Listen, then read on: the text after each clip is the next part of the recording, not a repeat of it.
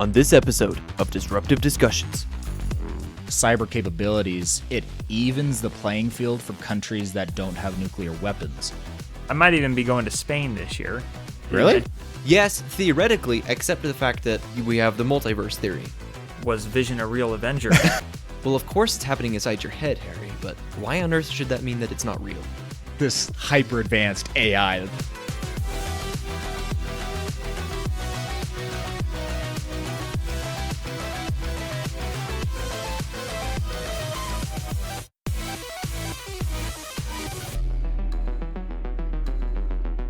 How's your guys' week been?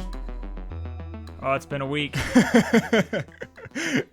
See, one of the problems I find with college students and talking to other college students is that everyone says the same thing every time. Now, you're maybe more of an exception, Caden, because you're working full-time, so you have kind of like something different. But every time I talk to anybody, it's always like, how's it going? Just working school, man. Just working school. Like, oh, man, just trying to get some assignments in. Oh, that's great. That's great. So, You know how college life be, my guy. It's Yeah. just what it is. I feel like I got to do something like parachuting or something to kind of like break it up a little bit. You could be like super detailed, like, well, I went to Chick-fil-A earlier. Oh got some no, chicken you nuggets. could be that guy. Like, oh man, I'm even more basic now. I know. It's weird because it's not a question that's like a wholesome question of like, oh, I'm doing good. It's like, well, I'm working school. The most uninteresting answer you could possibly give. And it's almost phrased in a way where it's like, if you do give an interesting answer, you're almost kind of a jerk because it's like, oh, I guess your life is exciting. That's our culture, though. I know. Honestly, that's exactly what it is. Is that weird? It's almost like you're expected to just talk about your suffering. Like, what's going on? Work in school. Like, yeah, the grind, man. Even if you're not really on the grind, like, you got to pretend like you are. Yeah. The Americans be like, man. The grind of scrolling through Instagram is a tough one. Yeah. Well, do you ever find that it's just out of, like, we do something a little bit more technical than what most people do. So I always Yeah. find, like, when family asks me, yeah, so, like, how's your week been? What you been up to? It's just like, how do I tell them what I've been doing in a way that they'll understand? Does Yeah. it sound weird when I say it like that? Like, No, yeah. I worked on the network server, and I set up a SQL server on my machine, and It's one of those built things a where new it's like, database. I do have they done- understand what that means? How do I say that without being a jerk? It's like you've done things so cool, but you're not sure how to put it in English because it's so cool to you that you want to go into like extreme detail. Yes, so things are just fine. Yeah, things are. Yeah, I'm good. You know, what's up? Not much. Actually, a lot, but it'd be too long to tell. Let me not open that dump truck for you real quick. Yeah. No, it is weird though. So I was actually thinking about this in the last few weeks around the idea of like, and it's very much an American idea of like the hustle culture. Like, oh, everybody's got to be hustling, you know? Like, you got, especially like entrepreneurs and stuff. There's all these, you know, Gotta work. gotta work, you It's know? the grind. Like, but that was something really interesting that like I was thinking about is only in the United States do you really see that big culture shift where it's a lot focused on what people do, what work are they doing. That's like the first question you ask people is, oh, what do you do for work? You know, I think in the EU or anywhere else in the world, you know, work isn't as much of a center focus as the United States, which I think is kind of interesting. But it's weird because there's obviously a lot more things in life than work. And it's just an interesting thing that we're so, as Americans, so into our work and our careers, which I don't think is a bad thing, but I also think it's like, are we overemphasizing it? You know what I Well, mean? even consciously knowing that, I still don't quite understand what it means to not have that as a central focus. You know what I mean?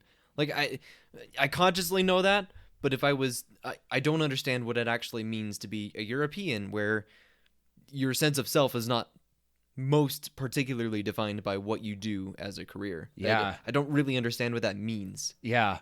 Well, it even makes me think, like, what would you define yourself at large? Well, yeah, initially as? Like, That's the... if I'm a software engineer, like, what am I going to tell? Like, I mean, other things like I like to hike or I like to read seem like supplementary to Yeah. that. And then family is hard because families are essentially like pretty similar. Like I have X amount of kids or I'm married to so like Yeah.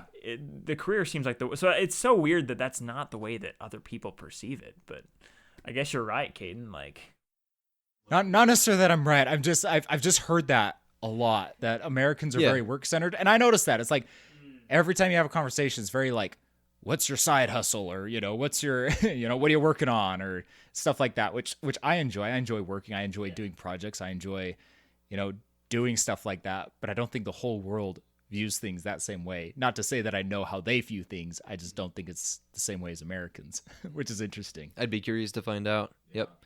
Probably travel. Travel would do that to you. Yeah. I really look forward to graduating and having the opportunity to go out and see different places. Yeah. Given that they all don't get weird about COVID travel. You and I were just talking about that before the show. Yeah. Yeah. COVID banning travel. COVID banning everywhere. travel. Forever. Yeah. Goofy stuff. do not think that travel should be banned at this point, personally. That is my own probably politically incorrect opinion. But hopefully, I might even be going to Spain this year.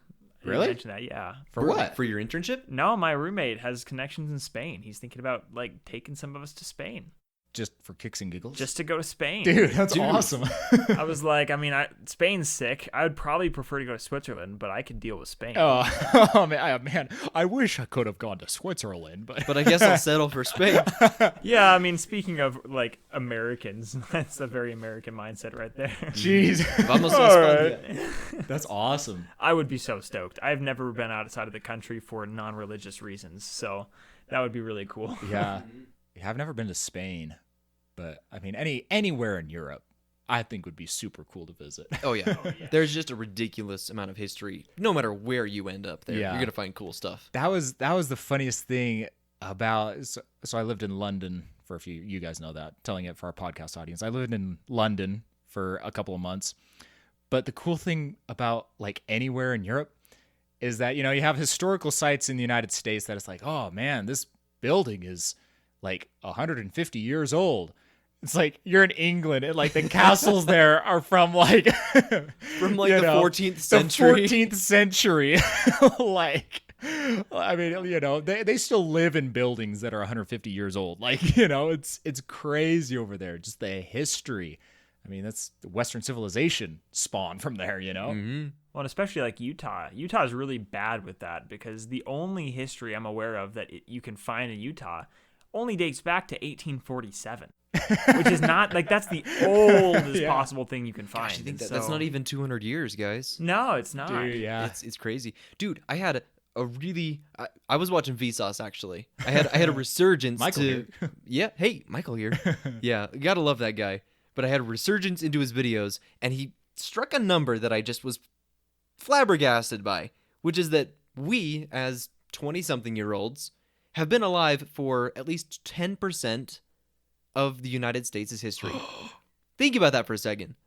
Which is true. If we're, a little over 200 years old as a country, 10%. Oh my gosh. Isn't that just a mind-boggling number? That's like That's crazy. substantial. Right? Oh my heck.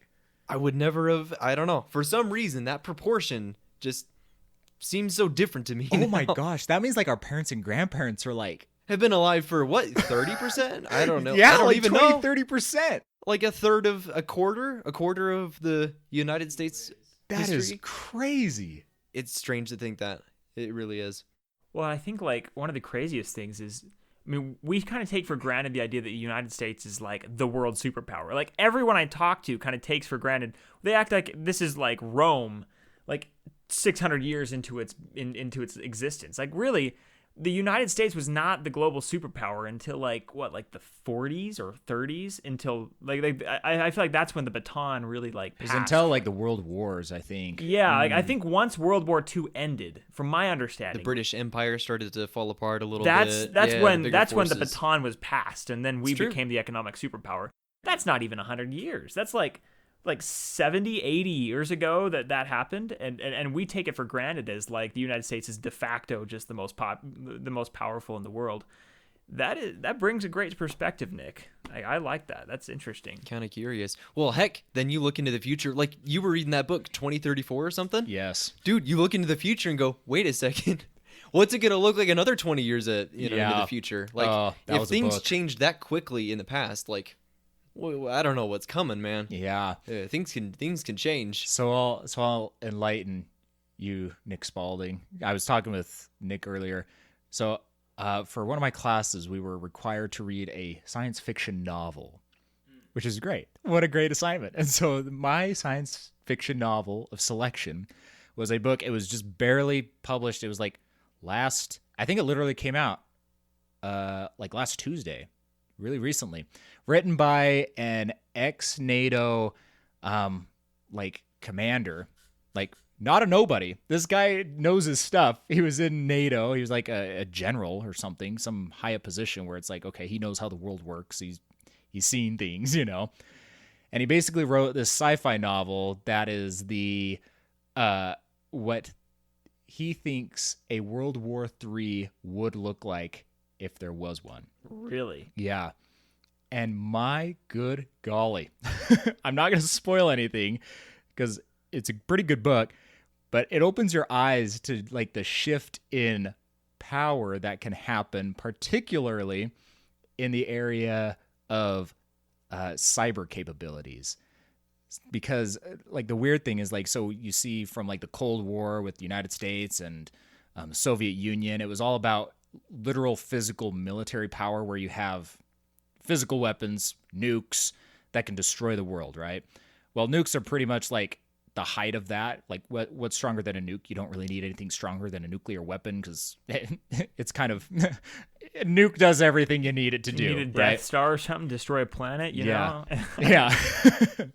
But the weird thing is about this book and kind of just talking with people about it is the whole realm of cyber capabilities. It evens the playing field for countries that don't have nuclear weapons because cyber capabilities can be developed independently from any kind of resources your country has access to. Like North Korea and Iran, they're some of the top cyber powers in the world right now. Like the US is still ahead of them a little bit, but it starts to even out the playing field where a lot of these smaller countries that might be a lot more dangerous with cyber power like that it evens the playing field, which was really interesting. So highly recommend reading the book. It's a pretty eye-opening one. But I mean, even in that light, like you're talking about like the cyber capabilities of like all those countries. I was listening to a podcast about like North Korea and its capabilities and how they, hacked into Sony. Yeah. With the that when they made that movie, the interview, and I think they hacked into some other. From what I remember, the podcaster was talking about how they pulled off the biggest bank robbery or bank heist ever. Stole $1 billion or tried to steal $1 billion from Bangladesh. Was that a Darknet Diaries? That was podcast? Darknet Diaries. I think I listened to that one. I listened to it just recently, and it amazes me because North Korea really is such a backwards country. I mean, they don't have a lot of the access to things that we do, especially with sanctions that other countries are putting on them, and yet they still have that strong capability in the computer realm. That's interesting point with like the level playing field. It's the great equalizer, cyber capabilities, man. Well, it helps when you've got China pipelining to them as well. I'm Just saying. They got some when you've friends. got they've got some friends out there as well. Yeah. It's true. well, cyber's really weird too because you can reach. It's not like, you're with America's biggest advantage, and I think one of the big contributors to it to becoming a world superpower was it's pretty isolated from the rest of the world. You have two oceans you got to cross to get there, right? Mm-hmm. If you're going to try to attack it anyway. With cyber, you could do it instantaneously through the internet. And it's like that makes it an even more interesting realm to explore when you think of it that way. Lose our protection. Yeah. No, anyway, the whole cyber thing is really weird because we're all like, have you officially changed your major to MIS? Officially? What is yes? I have. My man. Oh yeah. That is 2 for 2. I have converted everyone on this podcast to switch their major to MIS so far. What can I say? He's a persuasive man. I'm a what persuasive to say. man. I was Yep, talking to my that's it. cousin though. He said like 100% placement rate outside of after you graduate. So I'm happy about it. I'll tell you what, technology, you can pivot anywhere. If you have like a degree in IT, you can pivot wherever you want, man. There's security, there's database. That's my plug. Shameless plug. If you're not sure what to get a degree in, MIS is your answer. Not a bad idea. And it's high in demand. So there you go. There's my plug for the day. Hmm. Yeah. What else were you gonna say on cyber stuff though? There's a lot, man. Where do you want me to go? It's a rabbit hole. I'm trying to keep us semi-focused, but we could go in a million different directions. Well, in that case, I'm sensing that this lull might lead towards that rabbit hole. So let's hear at least a What do you little guys- bit of it. What do you guys want to talk about? There's a lot, man. Okay, so let me give you a little bit of perspective real quick. I've been reading Neil deGrasse Tyson's book Accessory to War. Okay. So it was a follow-up. I read his previous book. What was it? Astrophysics for People in a Hurry. Very great book. Really, it was only 4 or 5 hours long. It's a really short book on that one, but it was a simple history of the universe, kind of give you a basic rundown on the Big Bang without going into more, well, it still went into more detail than you could probably comprehend without a physics degree. Whip out your calculus, man. Yeah, honestly. But he still did a really good job of just simplifying things as far as everything was very small, everything got very big, very quickly. Yeah. You know what I mean? Very well explained. So had a great follow-up from that book. And then he put together another one called Accessory to War, which is all about the dance between physics, astrophysics, and warfare, which has been really, really cool. So yeah. Well, I didn't know this, but I mean, obviously in later years, he's the director of the Hayden Planetarium in New York. He's one of the leading like astrophysicists for just publicity. You know what I mean? You see him on every podcast. He's talking about a lot of things. He's like the spokesperson for the astrophysicists. Yeah. From what I've seen. Yeah. He's the spokesperson of science right now. Honestly, Like, he's- honestly, he's the new Bill Nye. Honestly, because he's just so very good at talking too. Yeah. He's got a very, very good voice. Very radio voice. Yeah, he's got a very radio Very voice. deep I listen to his podcast too. He's Star Talk Radio. Oh, yeah. He does some really cool stuff there. A little bit more free form and whatnot. But I didn't know this. But before all that, he had actually been. He graduated with his degree, I think, back in the 80s. Had done a little bit of industry work, and then in 2001, he was appointed to a committee of 12 during the Bush administration, and he was doing a lot of advising on. Here's maybe some things we need to be paying attention to as far as space is regard, or not, you know, or should we be launching different things, satellite research, doing advisory stuff for different heads of state, that sort of thing. Yeah. So this had got him thinking a lot about kind of the marriage between having a physicist around or just some sort of scientifically literate person around a world leader and being an advisor and that sort of thing. And of course, he does, you know how Neil deGrasse Tyson is. He'll pull all sorts of stuff from history, so he goes all the way back to the invention of the telescope and kind of how that started to revolutionize the way we went about warfare, because now you had foreknowledge on what your enemy was doing before they could even see you. You know, trying to close the gap of distances was such a huge thing. And when Galileo took up this thing that was it the Swiss or the Norwegians? Don't remember. Someone up north had finally invented the lens. So it didn't take someone long to put two lenses together in a tube, and that creates a telescope. Oh. Easy Wonder money. What these two things do. Interesting. Yeah. So Galileo goes, that's cool. Let me just go ahead and make that better real quick. Takes it to the head of Venice and says, check this out. I'm going to blow your socks off. Look what I've made. So he takes this guy clear up to the top of the tower, has him look down it, and he goes, look, you can see the flags on that ship 2 miles away down into the harbor. And the guy goes, I'll take your entire stack. So he puts a huge order in for him, and that's where Galileo got a bunch of his money. And it was after that he just kind of spent the rest of his time looking at the stars because, you know, he was pretty set after that. Being an innocent scientist. innocent scientist. Don't worry about it. But he changed warfare after that. Right. I mean, George Washington, as he's crossing the Delaware and everything, he's got a telescope in his hand because he needs to see where the sentry's posted. Are we clear to land on this type of bank? That sort of thing. That sort of relationship exists across all regimes, across all of history. And it just gets compiled even more as we get into modern history, because then previously there was no need for a chemist until suddenly someone invented mustard gas. It was a thing.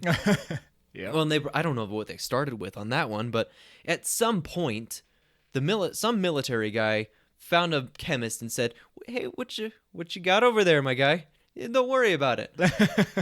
And he got him thinking, what if I drop that on somebody? I could do that. That would be bad.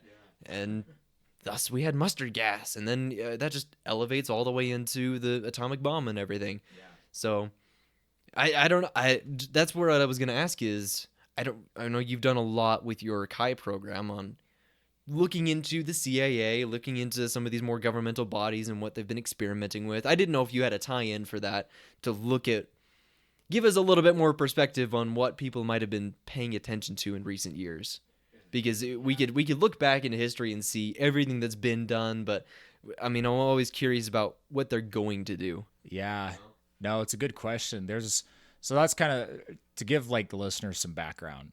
I'm in a program right now at Utah State. They call it the Center for Anticipatory Intelligence program, where basically it's a program designed around anticipating future threats that because technology is advancing at such a quick rate that they basically wanted a group of people that knew how to compile information, run an analysis, and then figure out how to present that information to important people. And so I've done a bunch of research on the threat of drones with AI. I know people in the program who have done research on like biotechnology, maybe some threat avenues there that people could use. Right now, my current research is on AI and the manipulation of financial markets, which has been super fun. It's been a lot of fun. But no, I say that just to give the listeners some background on kind of the program. It's basically a program for like hardcore nerds like me. As Spalding, you just got into. I did. So maybe in a year's time, I'll be saying the same things as Caden here. I am super excited for you, man. I am so stoked. It's basically the conversations we have together, but in like a formal like class. In a formal class with people that like legitimately have like a lot of credentials to what they're talking about. Yeah. Sounds like a good time. It's fun. But the last few weeks, you've been talking about the implications and capabilities of AI. And there have been a lot of interesting insights from that class, because a lot of people traditionally think, oh, AI, Skynet is going to happen and it's going to take over the world and launch a bunch of nukes and stuff like that, which, okay, that could happen. Is that in the near future? I mean, there's evidence to suggest yes. But we also approach it from a more realistic angle okay, is this going to cause mass job displacement? How is this going to influence warfare? And one of the big things I'm going down the AI route, but it can kind of be applied to all of cybersecurity in general, just of bringing our world together in a more globalized way. The AI route in particular is really strange, because AI is something that it's basically you have a computer learning on its own, right? And in traditional coding, you have people who, if there's a bug in your code, you can go in, you can physically manipulate variables. If there's a database connection that needs fixed, you can fix it. It's really easy to get in. Well, I shouldn't say easy. You can get in and you can figure out what you're doing. You can do something about it. Well, relatively compared to AI, right?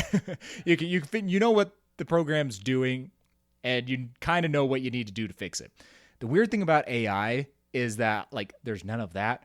It's a computer that trains itself on how to do something. So all this self-driving capability, all of this, any AI applications, there's not somebody behind the wheel literally programming, okay, when you see a stop sign, stop, You know, it's a computer that's learning what images look like, which is the code for that is we can't code it, which is why it's called artificial intelligence.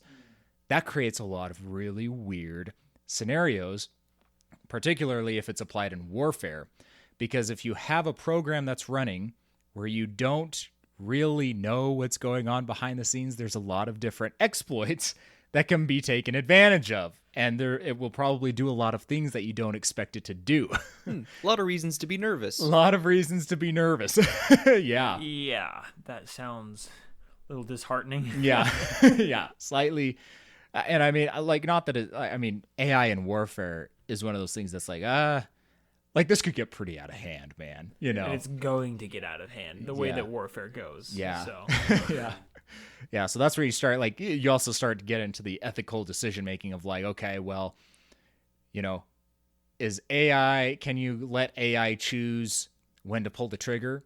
You know, I would say no, that's not ethical. Like, you shouldn't do that. But like, other countries probably don't feel that way. Nope. You know? Well, it's a competitive advantage at that point. Yeah, exactly. Because if you have to force something back to a human in order to say yes or no, and then send it back to the machine itself, that's a lot of time. Yeah. And I mean, at some point, if you waste that, you could miss an opportunity. Or, well, the other argument I'll bet many of them are going to make are, hey, you know, we trained this thing specifically to make that type of decision, and it can probably make a better decision than humans can. Yeah. It might be Which true. it might be true. Yeah. It's kind of worrying, though. Yeah. I mean, I feel like the argument against that, though, would be the lack of like morality that a computer can understand, because computers don't really have personalities or emotions. They just kind Yet. But if you Yet. develop a solid enough AI, it could I perhaps. don't know. I feel like that's far enough away. I don't see that being like So this is the emotions. I mean, this is the weird thing. So I am continually perplexed because I've delved into this arena enough to know there's a lot on it. So I don't view myself as an expert, but I view myself as like reasonably more knowledgeable than most people on AI. And I'm continually perplexed at how, like, I cannot see AI like overtaking the world in one sense. Like, oh yeah, AI is like, it's got a lot of limitations. You know, it's really hard to teach an AI how to drive a car. Like, we're getting close to it, but like a human can do it way better, right? And so from that perspective, knowing like how hard it is to train an AI, it's like, okay, really? Like, is an AI really going to be able to do anything super dangerous? But then I waffle between it, because then on the other perspective, with the increase in computing power that our world is seeing at a continually advanced rate, additionally, with the potential adoption, this is like the kind of sci-fi stuff, but kind of real stuff, the adoption of like quantum computers, where basically you're able to break any encryption because you're able to do calculations way, way, way faster than a traditional computer would, because you're operating on a quantum scale. That creates some very compelling AI opportunities where you can have AIs processing like absolutely absurd amounts of data very quickly and very efficiently. And so, like, I wouldn't say consciousness, but I would say, like, I mean, emotions, maybe not, but would it be hard to differentiate between an AI and a human at some point? Yeah, I could see that. Yeah, they're going to pass the Turing test at some point. Yeah. And I'll bet that some point is relatively soon, all Yeah. things considered. Like, it's very hard.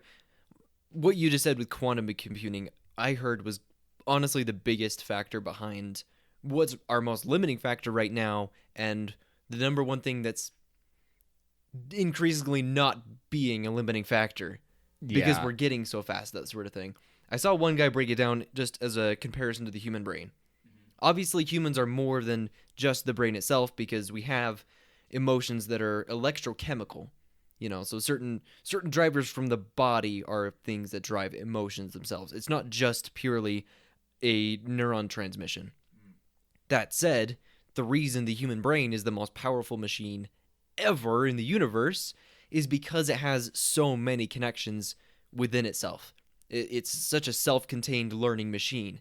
And at some point, I mean, that number of connections has a lot of zeros behind it. 24, 40, something. I don't even understand. It's a ridiculous number of zeros in front of it as far as how many connections we have just within the human brain between our neurons.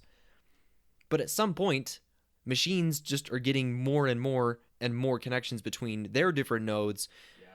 And as you approach that number of the human brain, you become increasingly sophisticated and close enough to a human that at some point will break the Turing test, where you can't tell the difference between a human and a machine. And then as you increase that number, and then at some point it'll go beyond what a human brain can do. And at some point that's going to compensate for the difference in electrochemical stuff, having a physical body, mortality, that sort of thing. At some point that's going to compensate for it. And that's the point where, is this thing conscious? It's living at that point. It is. It's the same thing as us. The only problem is it's not carbon matter that drives it. Biological. It's the same thing. Unless you believe in a soul, of course, which there's the spiritual difference to drive, but at the same time, it's just, dude, you can't tell the difference. You know, it's a very conscious, very, very living thing at that point. So that was weird. When he broke it down that way, just in a number scale, as far as once you approach the capacity of a human in a technological sense, then all bets are off. Where do we draw the line after that? So then the question becomes, was Vision a real Avenger? Or was he just that was the real point property of this the discussion? Avengers? That was the climax of this discussion. That was this the result. question. Oh my gosh, or was he just a tool to help them? No. You know, that's interesting. You guys are talking about like the new frontiers of computing. Now, I haven't delved a lot into this, but even in traditional computing, I saw that there is kind of like a ceiling that they're trying to crack, which is the exascale computing ceiling. I was reading about this, in which a computer can perform 1 quintillion operations or computations a second. And I think actually this year, AMD is supposed to come up with the first computer that can do that on its own. Really? Yes. And so, That's sick. yeah. So, Quintillion. I don't. That's How- an that's a big unfathomable number. number. yeah. Apparently that'll just help us in, creating simulations that can help us understand the universe and even biology. And so that's just kind of as a side note, exascale computing is the next kind of like leap from what I've understood. Do you know any details on that? I don't know. Should I I do some homework on that? That You just guys- sounds really cool. I It don't was understand for my what that it was means. for my class, and I just wanted to research something, and Yeah. it seems like AMD is supposed to come up with the first computer that can perform 1 quintillion operations a second. I'm curious how on earth they do that. I have absolutely no idea. Very But big server farm. A very big server. A lot of GPUs, man. yeah, this computer's a little bigger than my laptop. Yeah. Let us suffice to say that. Jeez. But Yeah, no, it's a crazy world. Look, I can see. So everybody likes to look at, oh man, AI. We can't let it get too powerful because it'll overtake humans and it'll end the world. But like, there's some serious technological advantages to having it, man. Because can you imagine AI, where this is the world I could imagine, where you have AI that is so powerful that you can literally run near real simulations in it to like have it come up with inventions for humanity, or like here's a specific example: nuclear fusion. So nuclear fusion is the process of combining 2 hydrogen atoms to make a helium atom, and in that process it releases energy. It's how our sun produces energy, which, I mean, the sun's the sole energy provider for the world right now, so I'd say it's a pretty reliable source of energy. Nuclear fusion is that concept. It's also a very safe form of energy because you're not using elements like uranium or plutonium that are super radioactive that you have to go bury, that are radioactive for years and years and years into the future. You're using hydrogen, which, hello, water. We got a lot of hydrogen One of to the go most around, man. abundant Dealt with elements that around. before. Yeah, yeah, we got a lot of hydrogen, and then the exhaust is helium, which I think we actually technically have like a helium shortage, if I'm not mistaken. Like helium's great, like more helium, right? we've been buying too many balloons, man. That's Yeah, the problem. so that's the Right. byproduct. Anyway, the point of the story is how cool would it be if we could use AI? Because the problem we run into with fusion is the sun can do it because it's like super duper hot, right? The sun's the hottest thing in our solar system. We can't simulate the same amount of heat here on Earth, so we have to do cold fusion, where we're trying to make fusion work, get the same amount of energy out, but without putting as much heat into it. And that is a problem that is that we've just bumped into a brick wall after brick wall after brick wall. And it's one of those things that's like, oh yeah, in 5 to 10 years, this will be the future of energy. Well, 5 to 10 years goes by and it's always still 5 to 10 years away. What I can see AI doing is we can create real life physics simulations and have AI try to help figure these problems out, where you have it, solving, okay, here's the parameters. We live on Earth. We have these physics properties. How do we make nuclear fusion work? AI figures it out, and then we start building systems to make nuclear fusion work for the world. Like applications like that where you can create inventions using AI, which I think would be pretty cool. Energy becomes a very real thing. Yeah. Or even like other invention, like I don't know, you could simulate anything if you had an AI powerful enough. Oh yeah, biology. I imagine. I'm personally biased because that's one problem that I hope to solve in my 50s, 60s as I get much older. Yeah. But solving a biological problem isn't easy because the human body is just too complex to understand. Yeah. Well, if a human doesn't have to be the one to understand it, then an AI is the perfect solution. Yeah. You know what I mean? Not only can you simulate different things, but you can discover things that you never even knew. As long as it's learning from a body and then bringing in that data, and as long as the AI understands what happens when something occurs within the body, then you can run any number of tests that you want to run and end up with a result that's relatively reliable.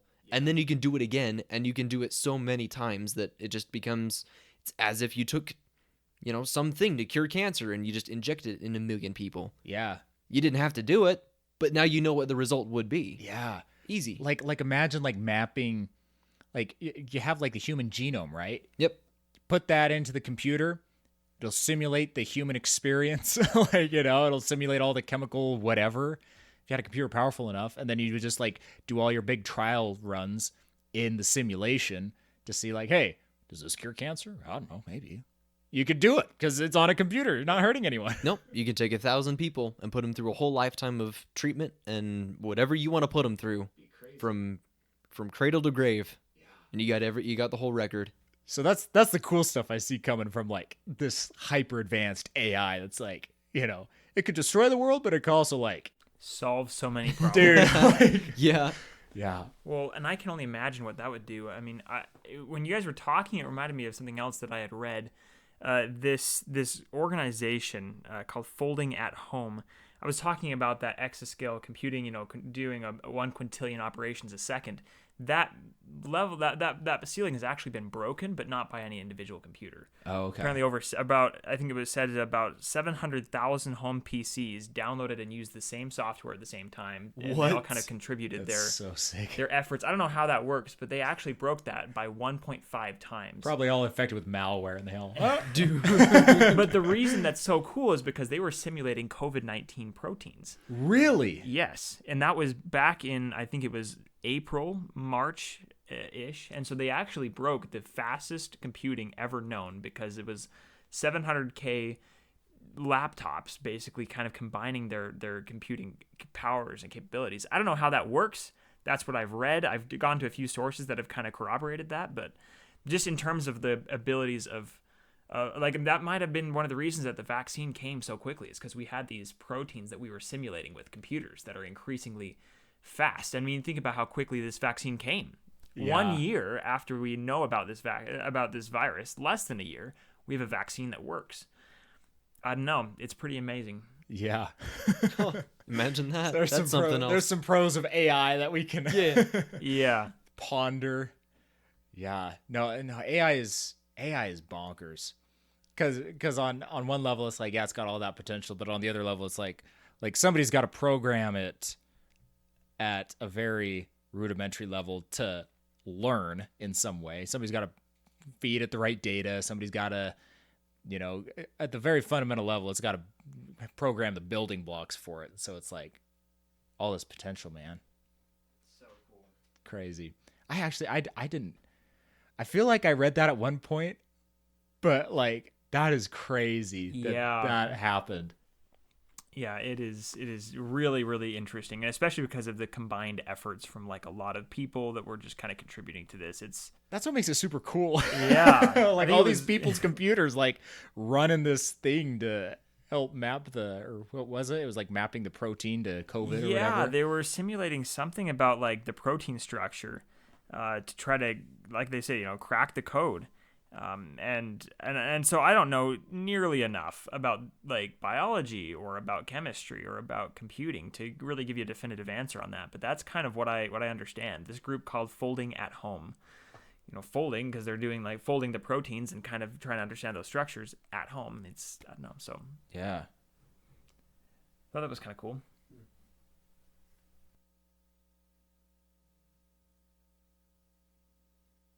Folding at Home. It's a distributed computing project aimed to help scientists develop new therapeutics for a variety of diseases by the means of simulating protein dynamics. This includes the process of protein folding and the movements of proteins and is reliant on simulations run on volunteers' personal computers. Huh. So it sounds like it's basically just simulating the process of how... Now I'm not a biologist. Yeah, So I like probably can't simulating, speak like, on the this. structure of like Structure of proteins protein. or something like that. Yeah. Yeah, it's kind of cool. Dang. Yeah, that's crazy. Yeah, so AMD is going to be the first the one computer to do it all. That's what I understand. Do you know what they're going to do on it? I don't know. I think it's. I mean, the thing about it is that it's not fundamentally different from the computers we already have. It's just a lot faster. So it's not like quantum computing where it like actually computes differently, or AI where it's like machine learning. It's mostly just a more powerful supercomputer than we have. So it's not compute power. Yeah, it's raw. Just what can it just eke out? Yeah, because I know. So they used like those big supercomputers that they use. I think they.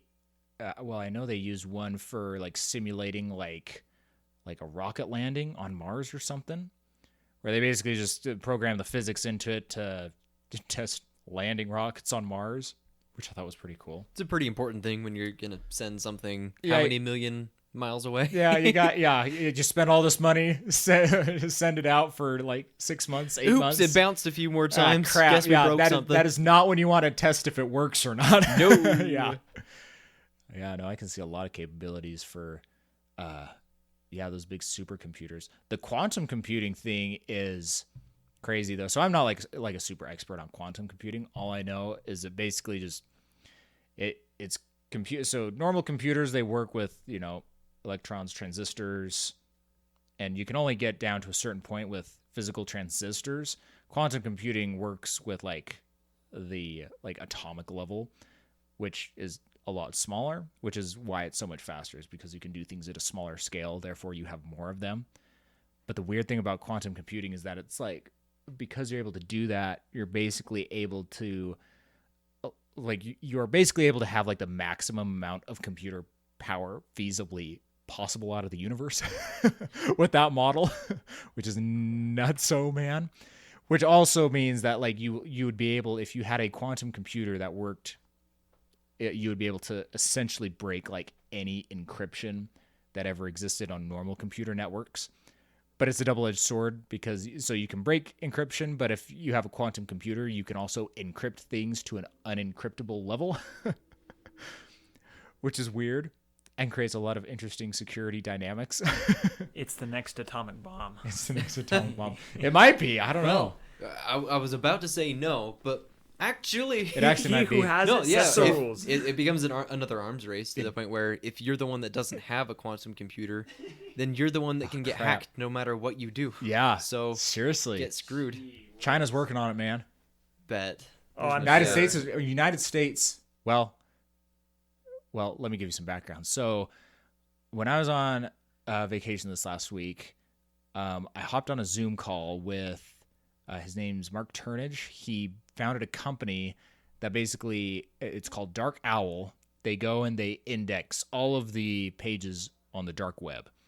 So, literally, they got bots combing through. They're indexing all of it, and then they use that information. They basically make it a searchable database for like the NSA and the FBI or any other organizations that want to use it and use information or search information that's available on the dark web. But I was listening to a talk of his, and somebody actually asked that about like quantum computing, and it was interesting to hear his response because he said that there's actually like a NSA team working on quantum computing right now to just researching it, trying to find the dynamics of it, the security implications of it. But it was interesting to hear his perspective because he, you know, I say quantum computing and I'm like, man, that's such a sci-fi thing to say. Like, how can we have a reasonable discussion around this? I mean, is it really feasible? Hearing this guy's perspective where he works in like the tech industry, he's like, yeah, we're a bit concerned about the implications of quantum computing should a nation or organization develop these capabilities. Which I was like, holy crap. Curious to see why he said should. Seems like a no-brainer because everyone else is gonna do it anyway. I mean, Yeah. seems to me this like the same thing as an atomic bomb at that point. Like, if you're the one that's not doing it, then obviously you're at a disadvantage. So you'd better get on that train. Well, and I read a little bit about it. Like, it seems like we don't fully understand what that would look like. Like, it seems like it's not just that it would go faster, because I had to do a little bit of research about this for a class, and so it sounds like quantum computing is different because instead of just computing in terms of ones or zeros and binary, it can read something as a 1 or a 0 or both at the same time. Yeah. And so it's like it's a whole new level and range that's It's not like just, it's like a new way you'd have to like look at computers. yeah, a computer is not just on or off. Yeah. Which is ridiculous. That's the first thing you learn in any class Yeah. about any technical aspect of anything is that it's either on or off, yes or no. But the fact that it could be both is a little bit different. I don't know enough about it to have like a like we kind of steered into the crazy territory. Into crazy Yeah. zone for sure. But no, well, and- it's interesting though. Yeah, for sure. Honestly, though, I get a little bit of perspective just having worked in IT, but also doing like gaming stuff. Oddly enough, I get a little bit more perspective on it because our current machines are incredibly fast as is. Yeah. So it's just even more mind-boggling looking at something that could be. I don't even comprehend how fast that could be given how fast we already are, if that makes sense. Like, if I'm playing a game with my friends, we're talking milliseconds is the delay. Yeah. Like hundredths of a second is what we measure delay in. Around the world, man. Around the world. Yeah. Seriously, I play with guys in the UK a lot. And even at a distance of how many? 4,000 miles? Something like that. It's a big number. The ping number between me and a server is something like 60 to 80 milliseconds. Is it 0.06 of a second? Something like that? 6,000ths of it? Yeah. Or 600ths of a second. That's what we're looking at as far as speed from me to a server and then a server to him. If I'm playing like a Call of Duty game, that's my character bursts in a door and he sees that in the UK, hundreds of a millisecond later. Yeah. And that's in our cheapest hardware that you can get on the market right now. Yeah. 2012 tech is what we're looking at. So to cover that kind of distance that quickly and for certain things to be communicating that fast that often and just normally, just like that's a given, then I look at something that's actually fast. And not only just actually fast, but faster than we can comprehend is fast now. Yeah. It gives me a little bit of perspective that way. You know what I mean? I don't even understand what quantum computing can do for us. Most people probably don't. The whole quantum realm is nuts. So you guys heard of like it's called quantum entanglement? String theory, my guy. Dude, Yep. I'm gonna This have to say bonkers no. stuff. The crap. I don't know if we should delve into this because this is I don't like know enough about existential, this. man. Yeah, we might need to We'll we might need to get put our this on the next degree episode. first. Yeah. put this on the next Let episode. me go get my PhD in physics before I talk about that. Yeah. Yeah. Pivoting, kind of similar note though.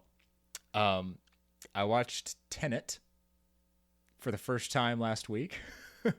You hadn't seen it yet? I He hadn't hasn't- seen he it. had not. I know. I What? should have. I just never got around to it. good. I know, man. It's good. I know. So I watched it. I watched it when we were on the plane going to Florida, and it was so good. And I thought I understood what was going on, but like the more I tried to understand it, the more I was just like, "What the crap is going on?" So I watched it. I thought it was amazing, mind blowing, the idea behind it. So for anybody who hasn't seen Tenet, highly recommend the movie.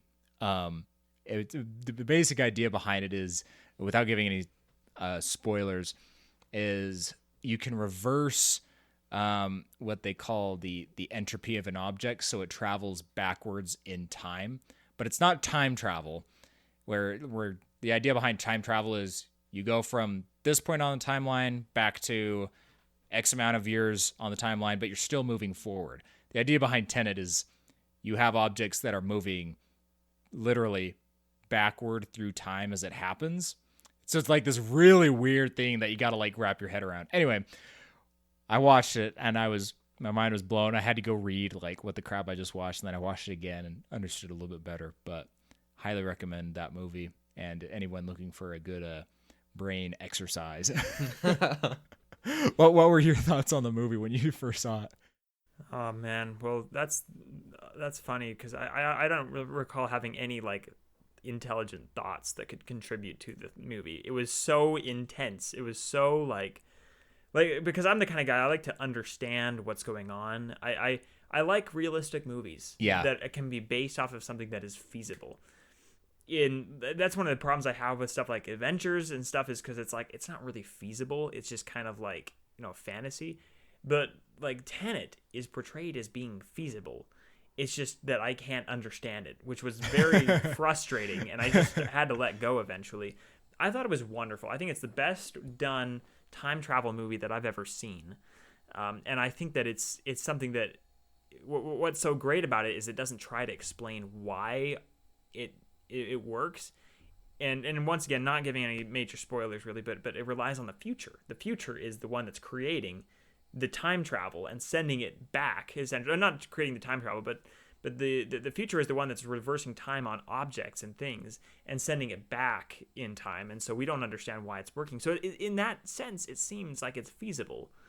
That's what I loved about it. Like, it was one of my favorites to watch. Christopher Nolan coming around again, man. That guy's mine, let me tell you. I thought Inception. First time I saw Inception, I was like, wow, this is crazy. Had to go watch it again, Okay, dream within a dream. Then I'm like, dude, Inception compared to Tenet, holy smokes, man. It's an entirely other level. Is what it is. Yeah. Inception's a children's book compared to Tenet. Yeah, that's a really great comparison. Yeah. Well, and I loved that he somehow weaved a story into it. Yeah. And I was just flabbergasted that you could even do that. Having so much of a metaphysical thing to integrate into the story, it was an incredible thing to watch. Well, and it's every time you rewatch it, you'll notice something that you had missed before. Yeah. And it'll make a little bit more sense, and then something else will be a little bit more confusing. Yeah. And especially the end scene. We can talk about spoilers, right? Spoiler alert, go watch the movie before you finish this podcast. You know what I mean? Yeah. But like that whole end scene where we're watching things happen in forward and reverse time was insane, and I loved it. Yeah. And it's not until you go back for a second rewatch when you understand what they would have done in a briefing.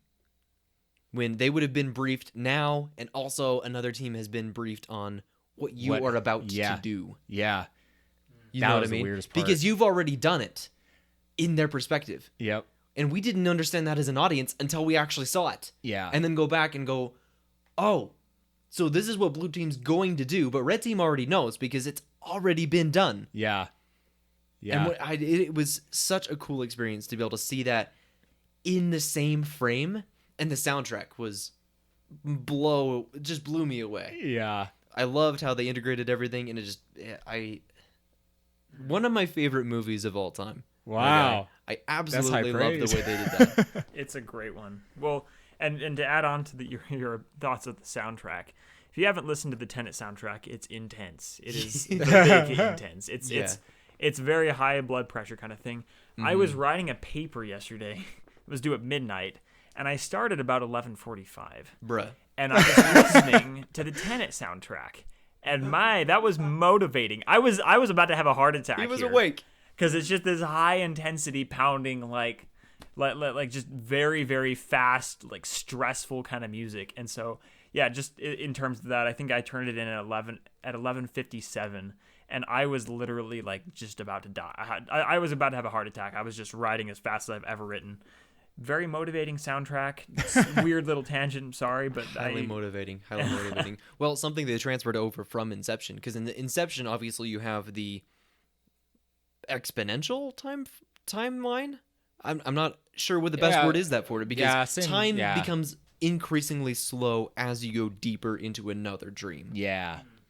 You know what I mean? So, well, I forget the exact conversions. Was it 8 minutes to a minute, or some minute ratio within a dream to 1 minute in the real world? Yeah. And that compounds as you go deeper into the schema. So if you go into one dream, it's something like that. So if you go into one dream, it's like, if it's a minute long, but you fall asleep during that minute and have another dream, it's like 8 minutes long. If you fall asleep within that one, then it just gets like exponentially longer. And so in Inception, you get to the point where like the dude's like living for like years and years and years, but it's all actually happening within like a 1 minute dream or something, or a 15-minute dream. At the physical level, for at sure. the physical for sure. level. They did that in the soundtrack as well, interestingly enough. Depending on which dream you're in, the soundtrack tempo will match some sort of conversion rate between what dream we're in and how it relates to the physical world itself. That's how much attention they put into the soundtrack, my guy. Really? Seriously. So And that's something that transferred cool. over into the Tenet soundtrack as well. Is you don't have a variability within the tempo. It's on a 60-second time frame. There's a hidden beat on the second. Boom, boom, boom, boom. And obviously it's a very bass heavy soundtrack in the first place, but it feels very natural to have that either some sort of loud boom on the second or some sort of chuck. You know what I mean? But it keeps that tempo as you're moving through things, and it's very helpful when you're watching things in both forward and reverse time. So that you can try and match things a little bit more easily, but it's a very, very elegant hidden detail in the soundtrack. I really appreciated that. Oh, that's crazy. Yeah, it was kind of crazy. Yeah. Dude, I'll tell you, it was a good movie. If we're talking about spoilers, I got a lot of spoilers I want to talk about. Do it. You know what? Let's do it. Let's do it. We'll put a warning before the podcast for Yeah. anyone who wants to see it, but we're going to talk about spoilers. Like, there were so many things from that movie. What, like, the big idea that, like, at least that I kind of took away from it was, like, everything in the movie has already happened, but they still had to make it happen. You know what I mean? And so, like, the whole idea behind it is that they had to go back in time to disable this algorithm that was going to basically destroy the world. Well, that happens, like, in the normal timeline of the movie. That actually happens, like, at the beginning of the movie. You know, they don't realize they have to do that till later, and then they go back in time to do it. But there's events that happen that it's already happened, basically. You know, it's that idea. See, you know? See, yes and no. See, here's the thing. That's where you bring in. Remember, they were asking Neil about that in the shipment container, Yeah. where I think it was just the protagonist asking about this. Yeah. He was going, well, if things are coming back at us, obviously whatever we do results in things that come back at us. You know what I mean? So no matter Right. what we do, there's a future, Yeah. right? And Neil goes, well, not really, actually. Yes, theoretically, except for the fact that we have the multiverse theory, where Oh, yeah, okay. things can be coming back at us, but depending on the decisions that we make now, there is a timeline that results in what happens in the future. But if we make a different decision, our timeline splits from that multiverse theory. So our world could end despite having a future. So we don't know.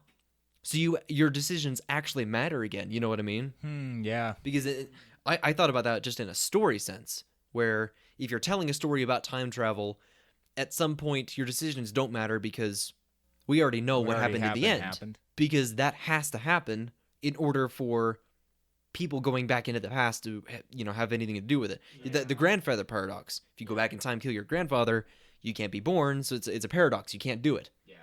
Something's going to happen that's going to prevent you from doing it because that would have happened already in your past, in your timeline.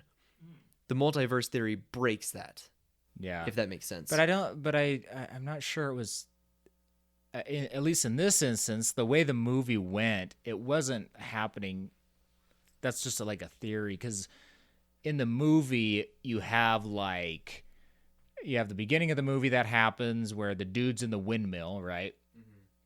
While he's in the windmill, unbeknownst to him, all of the events at the end of the movie are actually happening where they're stopping and disarming this bomb. Well, that's in the same universe that guy's in. And all those events have already happened, but they happened in the past. And so that's like, at least in my head, that's one timeline, you know? One timeline, but timelines diverge across the multiverse Into infinitely many. into an infinite number of multiverses. That's the multiverse theory. You have a universe, and every time you make a different decision, it splits. Every decision ever made, every single movement splits the universe, and that's where you get the infinity of time and space. So your theory is that we just got like that one window of Tenet, where there could have been a Tenet movie where lots of different things could have occurred. Yep. So, I mean, we can relate it to Avengers, to the point where Doctor Strange goes into the future and tries to see how many number of outcomes could happen. It's the exact same thing. There's 14 million instances of the future where we fail ultimately. Yeah. And there's a couple of instances. Was it 4? One. I think it was one. No, I don't It tell was me one. it was that cheesy. You remember when Why was it that he held up his finger? It was cheesy? one. It was one single Why couldn't possibility. Would it have been that hard? We ruined Nick's day. Guys, would it have been that hard to What's not done be is so done. cheesy about it? Cliched, yeah. Thanks, Only whatever. one way to Screw do off. I hate it when things are that cheesy. Oh well. The point is, It's the Avengers. They can get away with it. there's a ratio of certain timelines where we failed and everything went badly. It's the same thing. Yeah. Just when you track time differently on everyone has their own timeline, and every timeline converges at specific points. Neil deGrasse Tyson has some great videos on this as well. You can imagine he would be the guy to talk to about I'm like, you're the guy to talk to in this conversation because you've been reading all this Neil deGrasse Tyson stuff. See, that's why we had that small conversation in the shipment container, is because we've all gone through the time machine loop Right. trope. You know what I Yeah. mean? We've been through stories of that sort of thing. Everyone knows some basic version of the grand feather paradox, and if a butterfly flaps its wings, how does it change the future? That sort of thing. We've all been through those conversations. Right. So the reason that had to be in the script was for the protagonist to voice the audience's concern of, here's our understanding of time. Yeah. Tell us what this means within your narrative. Yeah. And Neil goes, you would think so, but you're wrong. Mm. And that's what brings the uncertainty back into the story.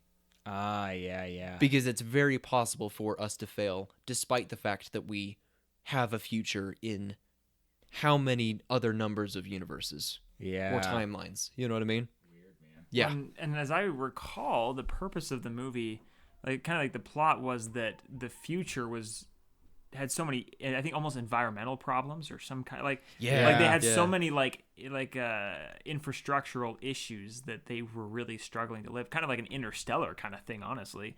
And they were like, you know what, apparently the current us are the ones that set the world in that negative trajectory environmentally. And so I guess the plot of the movie was overall that the future was trying to blow up the world to stop environmental destruction, Throwing To a stop Hail Mary. whatever we were going and to do. they were banking on that paradox of sorts where the future can continue to exist even if the past didn't. Exactly. And so that seems like the whole purpose of the movie is that it was really nobody really knows what happens, because you can't test it until that happens, until you go in the past and destroy something to see if it'll like affect the future.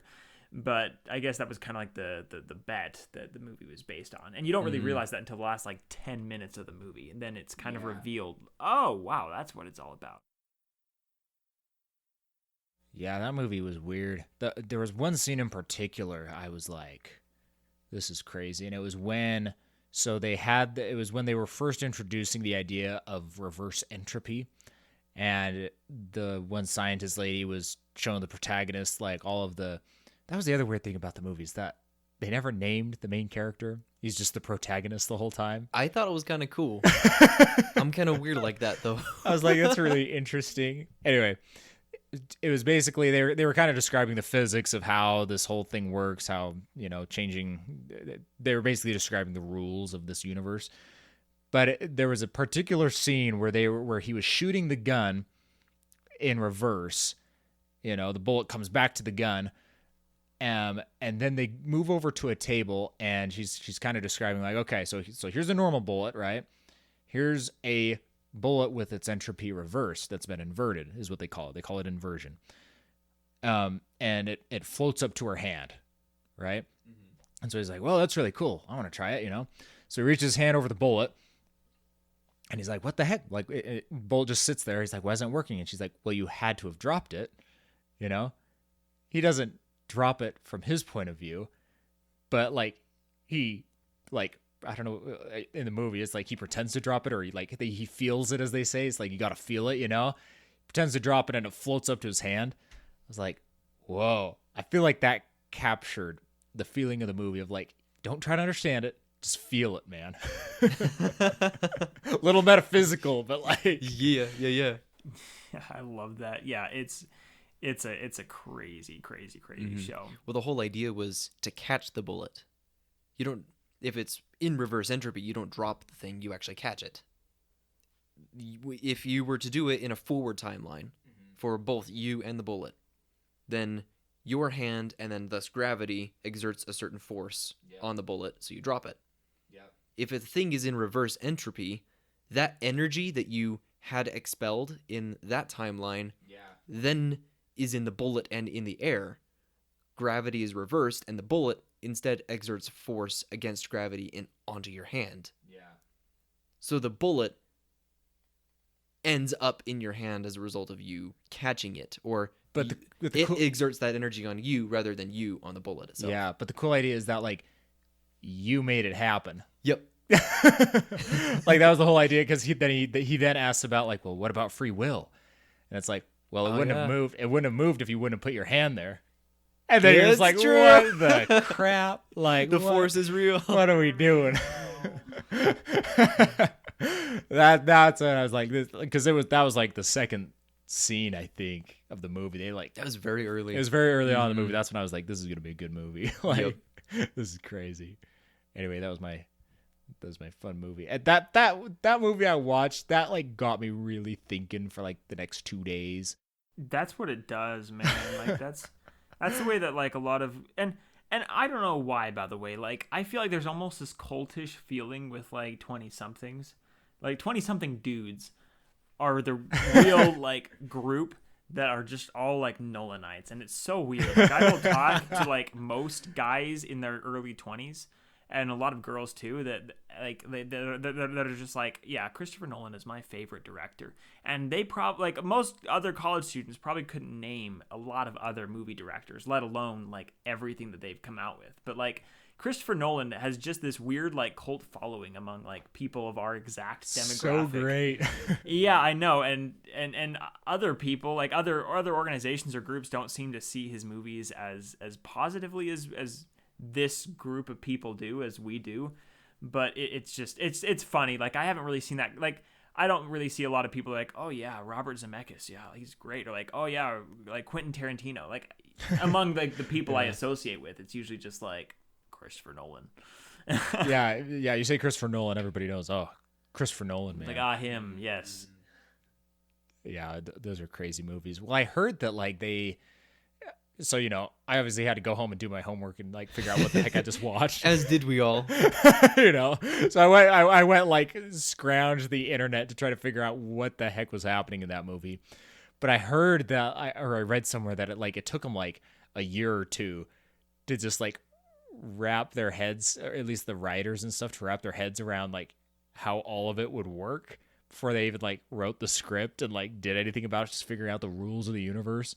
So I'm like, that'd be a really hard job, like, trying to figure out how all these things work, and well, yeah, then to write a storyline around it with characters, and then that was interesting. I was like, well, the thing is, you have to do that, because if you're going to portray it on screen, it has to be so unilaterally synchronous. Yeah, is the word, not Yeah. quite the word. you have to match everything at so many different levels. Oh yeah. And it has to match on the background, not just the things you're focused on. Yep. I mean, the special effects have to be coordinated so ridiculously well. And the actor himself, dude, acting in reverse time. Oh, Can you yeah. imagine how much concentration, how much time it would take to just train for that, to make it look as though you were doing something in reverse? This is bonkers Yeah. to me. That's incredible. Yeah.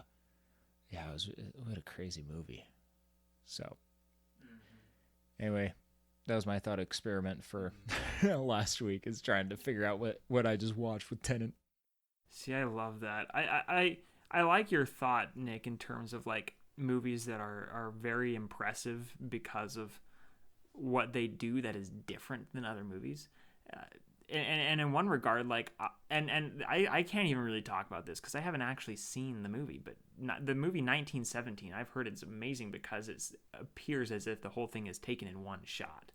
And I've watched some clips of it, but like, yeah, like it's really, really cool. And they have like a lot of, like, there's one particular scene that everyone's seen where, or most people have seen, where the main character is like running across a battlefield and he actually stumbles and falls a few times. And it's amazing because there is one shot. Like, you have one opportunity to get that shot. And it's like a hour and a half, 2 hour long movie with really only like 2 or 3 or 4 cutscenes, or where it like changes of position. Like, it's all done in one shot. I just find movies that go beyond the typical mold so much more interesting to watch, especially movies that sacrifice more or take that creative direction where it's like, wow, like, we're going to make people act as if they're in reverse. I don't know. That is so much more compelling for me. That's really what I look for. Absolutely. Is that a movie we should watch? I think so. Okay. I sent you We guys should the put that on the soundtrack queue. for I Barnes. listened Yeah, to I most saw of it that night while I was at work. It was, I don't know, I felt like it was a relatively immemorable soundtrack. It For was, me, it was really... nothing was There are a few distinctive that were- from another. It was very, There are a few that it were wasn't good. Who's bland, but the it was very composer? monotonous. That was Thomas Newman. Yeah. What I liked is like the very end is what, like, it builds up to a very end that I thought was really nice. That's what I liked about it. But Well, I don't blame you for liking it, for sure. I was. It didn't quite sound like a World War One soundtrack to me. You know what I mean? it's It's kind of strange that way. yeah, maybe not exactly, but I don't know what kind of music they listened to in 19. Well, see, maybe that's a good thing though. Like you said, it's a very do different. they have type of soundtrack movie. music while you're fighting in war? I Those don't know. How do you dramatic, think Call like- of Duty came out, my dude? Oh, Come on, yeah. rock music has always been. Rock That. music. Yeah. They didn't just make I didn't this know. up. I didn't know you could do that. Yeah. They're playing music from the Humvees in Iraq, like. The general walks in. Oh no, it's his theme music. Oh crap. We gotta go. Yeah. Yeah. Nice. Why do I hear boss music? Why do I hear boss music?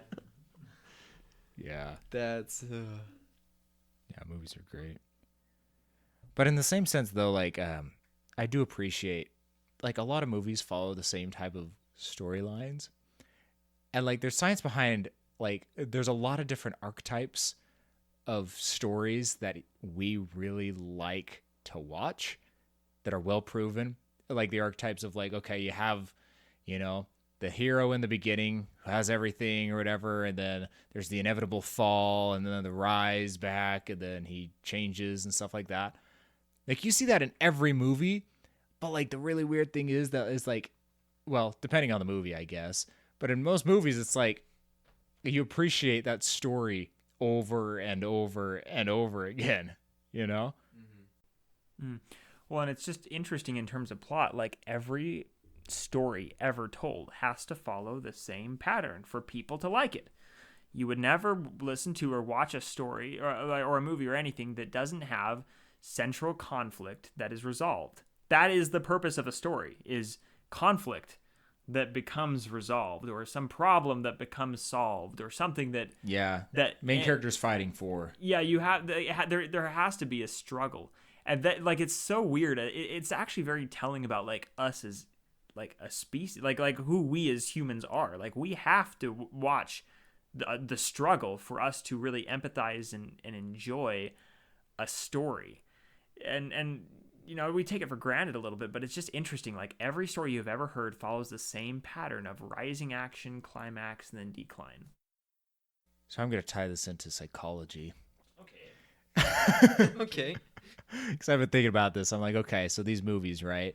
You know, you have this. It's all the same basic storyline. You know, you see it in every movie. You have, you know, you have the main character that's either they're. I'm thinking of movies like, you know, Thor or Lion King, where you have the main character that's like, ah, yes, I'm going to be king one day, you know, but then they fail to prove themselves and they have to go and find themselves again and come back stronger, changed, stuff like that. You also have the movies that are kind of similar, where you have somebody who doesn't have anything, where they're all of a sudden thrust into some crazy adventure, and then they find out, hey, they go through all these things. There's a character change that happens. It's in every single movie, but there's always a conflict, and there's always something they're pushing against. The way I want to draw it into psychology is because, like, and I want to pick you guys' brains on this. I want to hear your opinions, because I think that might be detrimental to people's happiness, seeing these stories. Like, they serve, I think they serve a benefit, but I also think they can serve kind of a counteraction to just being happy in general. Because if you're playing the story of, like, you know, if you're repeating the same story in your head of, like, oh, you know, you watch movies about this character is always in conflict. This character is always in conflict. They're always trying to overcome something, Like, that's really cool. That, like, is really inspiring. But, like, I feel like you carry over that in some ways into your daily life, where it's like, you always feel like you're trying to overcome something, you know? What are you guys' thoughts on that? Yes. Is my thought. Yes. See, here's the thing. This is one of the primary facets that I approached my episode 2 from. Because at one point I've already discussed with you guys of what should you do and how should you decide what to do, but the other side came from a very personal journalistic perspective of, I grew up always loving stories from a very, very extremely young age. I was a reader. I loved doing that sort of thing. You know, you guys were probably the same way, but, like, by the time we were 6, I'd read Harry Potter through a dozen times. You know what I mean? I just had done that sort of thing from a very young age. And it's almost actually biological stories, by the way. Joseph Campbell is the guy that came up with the formal theory for that psychological arc, and it's called the rise, fall, and redemption arc of the hero. And that's what we enjoy seeing so often. Yeah. And how to even go about it. I know what you're saying, because we get this fantastical idea of what a hero looks like, and I think the distinction comes down to whether or not you take in the story itself, literally or figuratively. Do you understand the story, or do you understand what the story shows you? I don't know if that makes sense to you just yet. And it's a very strange distinction for me too. Do you learn that the hero is the person that goes out into the galaxy and pursues aliens and does fantastical things? Or the wizard that goes to a magical school and has special powers? Do you confuse that with being a hero? Or have you been through the story enough times to understand that the hero is not the wizard? The hero is the person that is strong enough morally and spiritually to delve into the dark things and to become competent, to become a monster, and then to rein that power into something good. Do you understand that to be the hero instead of the wizard or the spaceman that does incredible things? That to me was the distinction, because I had started to worry for myself as well. I worried that I didn't feel worthy or as good as I could have been, because I wondered if I had confused the ideal person for someone who did fantastical things. You get that feeling every time you watch a movie. You watch your favorite movie, you watch Iron Man. You watch him do amazing things with technology, with his mind. He pursues such a high, lofty goal, and he achieves it, and it's fantastical. And then we get done with the movie, there's almost a sinking feeling when you realize, now I get to go back to my life. and it seems so much less interesting and so much more bland. That's what it felt like to me. I feel like that's why superhero movies have done so well. Because we love seeing that, and we love putting ourselves Yeah. into those shoes, because it gives us an opportunity to become the superhero for a minute. You know what I mean? We love that. Someone put it in perspective for me. The Avengers, what was the last one? Endgame. The Avengers Endgame is one of the most expensive artifacts the human race has ever compiled. Think about that. A Marvel movie is one of the most expensive artifacts that we, as humanity, have put together in our entire history. Oh my gosh. It's true. How many billions of dollars have gone into that thing? It matches a huge scale project like the Hoover Dam for sure. Something like that. Really? Yeah. Really? Yeah. How much? Look at how much money goes into that sort of thing, and it is a ridiculously expensive, at least intellectual artifact. Maybe like the pyramids of Giza took more man labor hours, something like that. But Oh man, you're not wrong. So Hoover Dam, 165 million. Well, That's it? Yeah. Well, I don't know if that was inflation adjusted. Endgame budget. I'm detracting from your point, but I get it. Yeah, Endgame budget was 356 million. Mhm. Not in, so that a was third of $1 billion. Yeah, that's unreal. It's unreal. It's a lot of money. Yeah, That's how much stock we as human beings put into these types of stories. Yeah. It's important to us. yeah, But in the end, the distinction I was trying to make is, what do you confuse the hero for? Is the hero the fantastical thing that does all of these crazy things, or is the hero the person that can look into your own life and find the darkness, pursue it, become competent, and then lift other people out of that? You know what I mean? Mhm. Yeah, interesting takeaway. Yeah, and I like my thinking in terms of that. Like I'm not from what you said. Like I really related to the idea, not necessarily as much like confusing their power with our own, but I feel like sometimes we have this idealized image of what is success that is sometimes defined by movies like that. You know, we talked about Iron Man. You watch Iron Man, and if you're into technology and business, you start to feel like, dang, like that's what success looks like, right? Like I'm a billionaire that is like the smartest guy in the world. Now, obviously, most we can really separate that from our Unless you're reality. Elon Musk, then you're Then you actually then are you're that. yeah. The different story if you're Elon. But even like recently, like, oh, what was I doing? This is a little out of character, but I was listening to some soundtrack and it really like got me. I was like, wow, this is great. So I started watching clips of this movie. It was actually like a romantic movie, but I loved like the soundtrack, and I got feeling like, oh man, like these guys found true love, and I will never find true. And it was just like, well, wait, hold on for a minute. This is like a movie. Like it's like any other movie. It's not real. But I think that kind of in line with what you're saying, like stories, if you delve too far into them, I think they create an off perception of reality that we kind of judge ourselves based off of. And then you look back and like, my life's not very exciting. I don't know for sure how real or true that is, but I feel like that can be the case to a degree. I think Nick hit it on the head where it's like, you know, you watch all these movies, you're missing the point if you're watching them for the sake of like the novelty of the character, and you're I mean, it's fun and stuff, but the real reason we tell those stories is, you know, what is the character doing given their situation? And the reason we like it is because it's you exhibit that, and it's defined as like this is good because you're taking challenges and you're turning them into opportunities. You're taking, you know, this fall, you know, Lion King. We'll use Lion King for instance. That's a classic movie.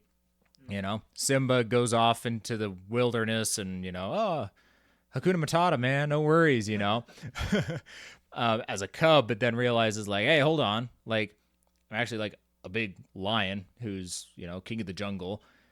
You know, what does he do with that trauma of like his father being killed and stuff like that? What does he do with it? He goes back, takes back the kingdom, stuff like that. So it's that arc, not necessarily the novelty of like, oh, the lion's cool. The lion isn't the point of the story. You know, point of the story is what do you do with the challenges that you get? That's why you can tell it in so many different ways, and we love it again Yeah. because it's brand new. It's the same story, but it's brand new to us. It's an entirely different thing. Yeah. Mm-hmm. And everyone has their own struggle. Everyone has their own thing that they are trying to overcome. And no matter how much it looks like some people might have stuff kind of figured out, everyone's got something that they're dealing with. And everyone has that friend that seems like they got everything under control, but then you talk to them and they're like, oh, so much I'm worried about, like so much that they're just like frustrated with not achieving. Mm-hmm. It's so interesting how that works. And so maybe that's why those storylines are so appealing to us, is because we ourselves always constantly have things that we are working to overcome that bother us about ourselves or about our situation. Here's one encouraging thing that I ran into as I mentally explored that sort of thing, because as a kid that always loved fiction first, that was always my go-to thing. If I'm going to read anything, I need a good fictional story, something I can really get lost into. Yeah. Some sort of external world where I can escape to something that's just so different, new, unique. You know what I mean? Mm-hmm. And I had reread Harry Potter again. For the 7th time, ladies and gentlemen. No. Two dozenth time. I don't even know how many times I've been through that series yet. But usually around fall time, because I do the Hartman Hogwarts thing with Michael. Yeah. So we get the vibes oftentimes. Oh, yeah. You get fall time, Halloween's coming around. I just get that vibe, season. And I need to go through it again. Oh, yes. You know what I mean? You get that itch. But I ran into that quote at the very end of the 7th book where Harry is killed in the Dark Forest, and he goes into, I don't know if it's heaven, whatever it was, to talk to Dumbledore. And that's where we finally, all is revealed. We get a lot of things explained. And at the very end, he's given the choice to go back to live, or, you know, he can stay dead if he wants to. Wherever we are, doesn't matter. But as he's on his way out, he goes, yeah, I want to be with my friends again. You know, I deserve another chance to live, and that sort of thing. So he's on his way out, and he turns back to Dumbledore and says, is all of this real, or is it just inside my head? And Dumbledore's line is, well, of course it's happening inside your head, Harry, but why on earth should that mean that it's not real?